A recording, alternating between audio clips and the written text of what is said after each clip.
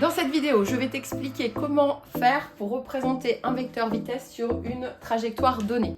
Donc là, on est en classe de seconde. En première et en terminale, ce ne sera pas les mêmes formules. Pour commencer, on a cette chronophotographie, c'est-à-dire qu'en fait, un flash est envoyé où on fait un pointage toutes les 10 millisecondes ici. Donc première chose à faire, première question généralement qui vient dans ce type d'exercice, c'est de savoir faire la différence entre une trajectoire, quand on vous dit quelle est la trajectoire et quel est le mouvement.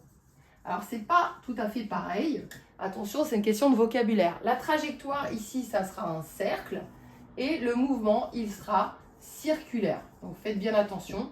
Si jamais vous aviez dans ce cas-là des points qui seraient comme ça alignés suivant ma règle ici, la trajectoire ça serait une droite et le mouvement serait rectiligne.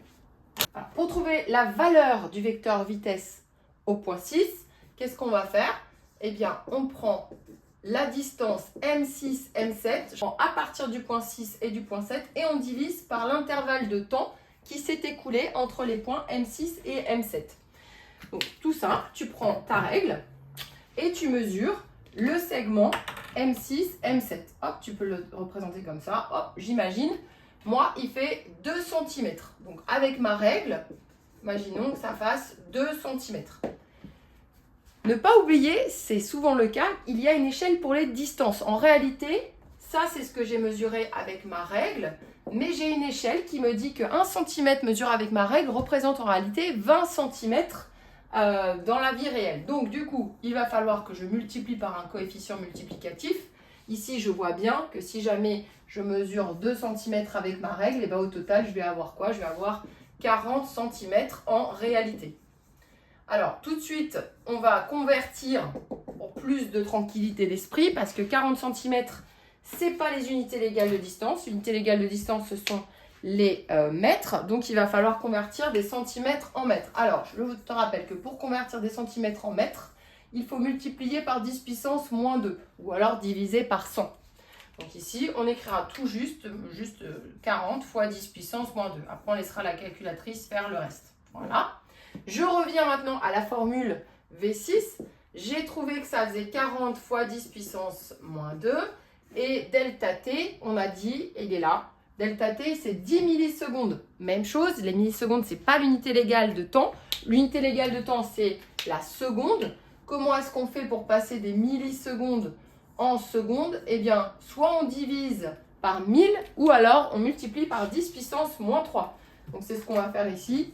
On va multiplier par 10 puissance moins 3 secondes. Je le remplace ici dans mon expression. 10 fois 10 puissance moins 3. Et quand vous rentrez ça dans votre calculatrice, vous allez trouver une valeur de 40. Et il ne faut pas oublier l'unité. L'unité des vitesses, c'est mètres par seconde, où on écrit aussi mètres point seconde moins 1. Il va maintenant falloir représenter ce vecteur vitesse sur la trajectoire. Donc pour ça, on va utiliser une autre échelle, parce que ça, c'était l'échelle des distances. Maintenant, on va utiliser une autre échelle, celle des vitesses. Donc l'échelle des vitesses, eh bien ça, soit elle sera donnée, ou soit vous regardez la valeur que vous avez obtenue. Le tout, c'est qu'il faut que ça rentre dans ta feuille. Donc ici, si j'ai 40 mètres par seconde, imaginons que je vais prendre 1 cm pour 10 mètres par seconde, pour que ça fasse quelque chose d'entier, tant qu'à faire. Je vais avoir 40 millisecondes, 40 mètres par seconde, pardon. À combien de centimètres ça va correspondre? 40 fois 1 divisé par 10, tu as compris. On va devoir représenter un segment d'une longueur de 4 cm. Donc là, je vais mettre au point 6. Je vais tracer la tangente à la courbe en ce point. Ça veut dire quoi? Ça veut dire que ça va toucher la courbe uniquement en un seul point. Et je vais faire un segment d'une longueur de 4 cm. Voilà. Et il ne faut pas oublier d'écrire qu'on a représenté le vecteur instantané au point 6. Et là, je fais une flèche. Seulement là, je fais une flèche. Je ne fais jamais de flèche quand je calcule ici une valeur. Ok? Tu verras ça en maths quand tu étudieras les vecteurs. Voilà, bon, je pense que tu as tous les points ici importants pour ne pas faire d'erreur dans ton devoir.